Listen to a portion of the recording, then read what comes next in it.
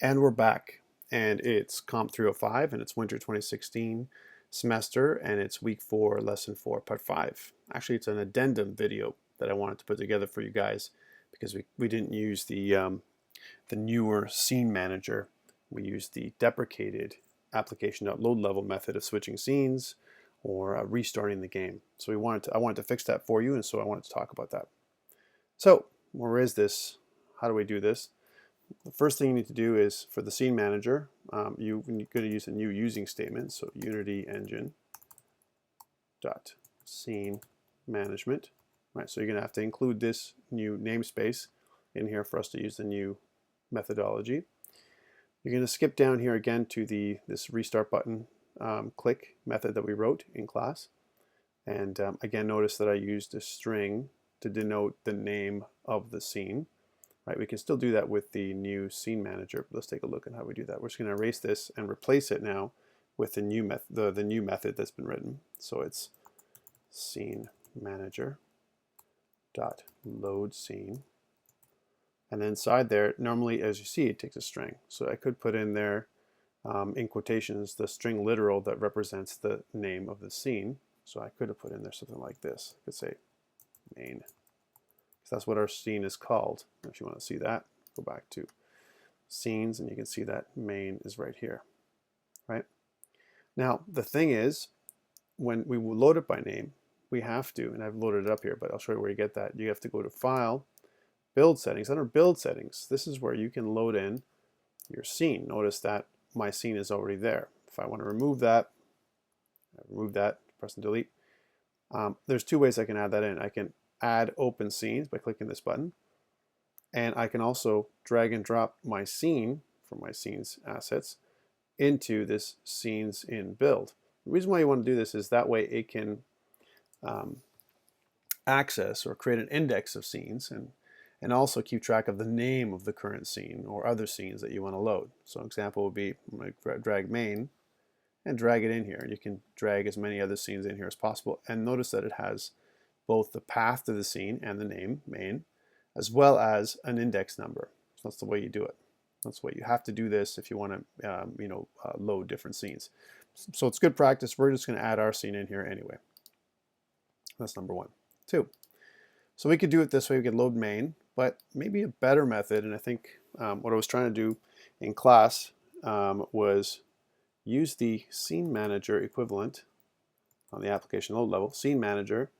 And then we got get active scene, which is probably the better way to do it. Get active scene. So that's the method. And then we want the name of the active scene. So that gives us the name of the active scene. And by the way, you don't have to use this. You can say the main, or you can call the actual name scene by name. That's sometimes a lot easier. But for the active scene, this is the one that's already loaded.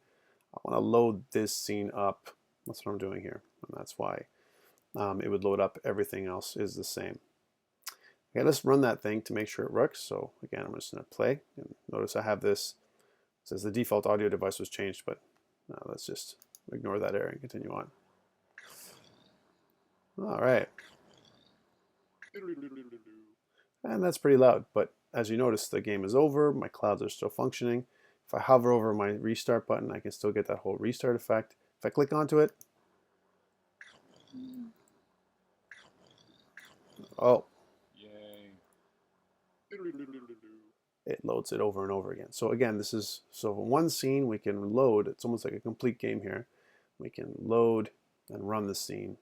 And I could have done the same thing. I could have, one of the things we did here, I'm going to stop this, is in the scene itself, I've loaded all the text components here. So lives label, score label, and so on. I've done all that in here, right? And then we've enabled, disabled. And one of the things we had a problem with this restart button when we used the restart, enable, disable like we did with everything else.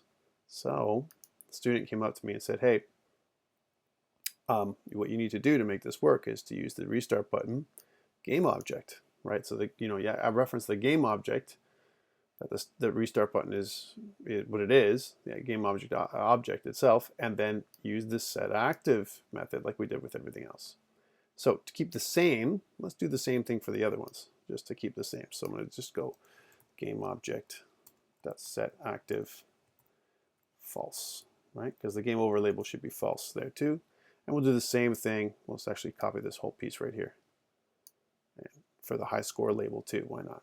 Now you have to use one method or the other. It's either enabled true or false or set active false. Also, otherwise it'll just create some kind of weirdness, which we don't want. So we're just going to do the same thing here. So I'm going to take this. Instead of enabled, we'll say set active. We'll make it true.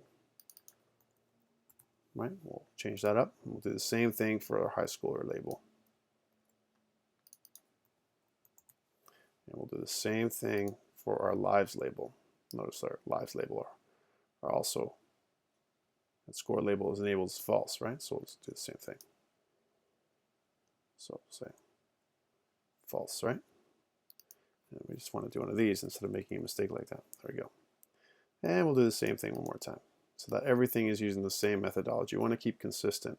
It's either one way or the other, right? We don't want to kind of mix it up like that. Cool. So we've got everything here to make our scene either false or true, depending on if we're in-game or we're done, right? That's one thing we want to do. And the same thing goes on this side, right? So enable, disable, and just make sure that there's nothing else that's done. So let's test it to make sure it works. Okay, so we save the scene, save the script, go back out here and play. And it's all the same. It works great. And if I restart the scene again,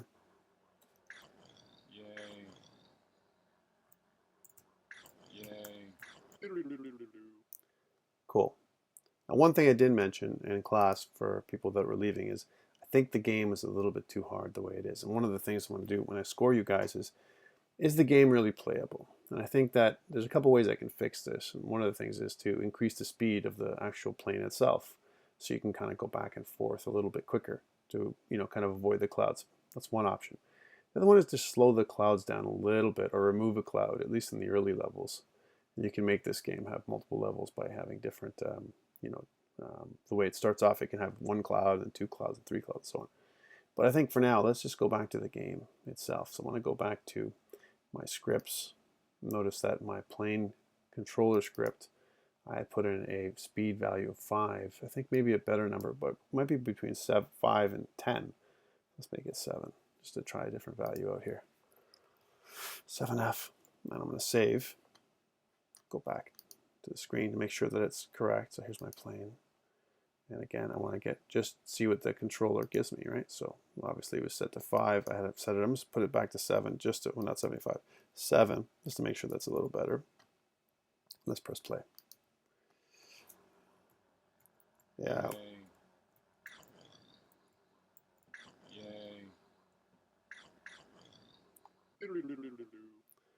Well, I didn't do that much better, but it did feel a little better. The only thing is with it, when you increase the speed, in this particular case with the plane, what ends up happening is you actually have less control. I'll show you what I'm talking about here. I'm just going to turn down the sound. Well, actually, I can turn off the sound or turn down the sound of my engine. The engine's pretty loud.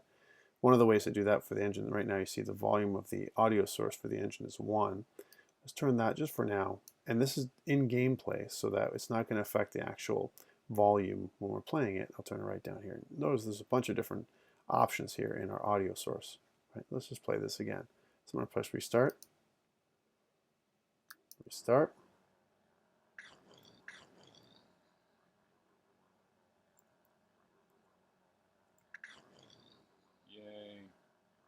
And let's try that one more time. I guess that didn't do it. So I go back to audio. So I'm going to take a look at that plane. Again, let's put the audio down to like 0.2 and press it again and see if we're better. That's better. Okay, so now you can hear me and you can see the plane going around. So you notice I'm a little better, but once I press it one time, it's really hard. And again, part of it is because of the way the plane functions, the speed of the clouds and everything else. So this is where play testing would be something of a thing to do, because what you want to do is make the game more playable. Again, the clouds moving pretty quick. I could definitely slow those down from a gameplay perspective. And you want to think about those kind of things when you're creating the game. If it's unfun for you to play, it's going to be unfun for me to play, and therefore probably going to give you a slightly lower mark. I'm going to say something like From a feedback perspective, your game is a little bit too hard to play. You may want to adjust the level. Let's continue doing that one more time before we stop this recording, and just to show you what I'm talking about here. So again, I would go back into my cloud. I can go into my cloud prefab. There it is. And notice that my vertical speed is between 5 and 10. Maybe that's a little too fast. So I can slow that down, and that's probably what's causing a little bit of my issues, right? So let's go this from, let's have 5, minimum 5, so slow as the island. Let's say to 8. So we'll cut it down a couple of notches, right? And save. See how that works for us. And then play. Just not lucky, I guess. Yay. Okay, that's a little better. It's also game strategy. Like, you know, the strategy here in this game would be not to go for every island, right? If you go for every island, then chances are you're going to get hit by a cloud because they're bigger than you are. So one more time. Okay, so I'm just going to restart the game again. Nah, there was no chance there. All right. Yay. And I hit twice. That's great. Now we're not going to go for that one. Yay. Yeah, or that one. And I got clipped by the cloud there.